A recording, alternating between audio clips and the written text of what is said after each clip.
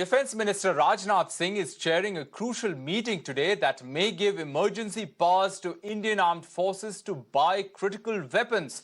Normally, emergency powers are delegated during acute need, particularly during times of war or when there is a possibility of a war.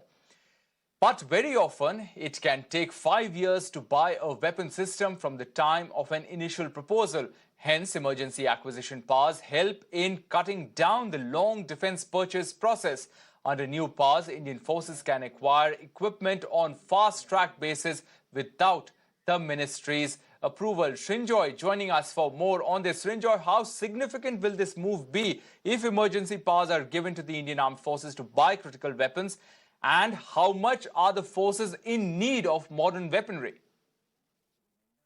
Well, it is an important point because this requirement has been there.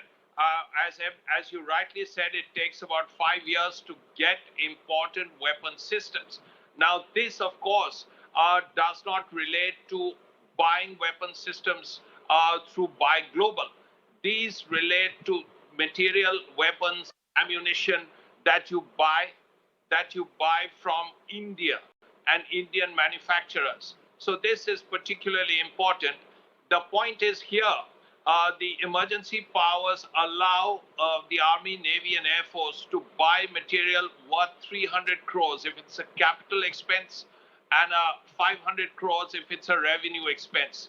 So these things are there. But nevertheless, it's a very worthwhile idea, and it, strangely enough, hasn't come from the armed forces. This has come from the Defense Ministry.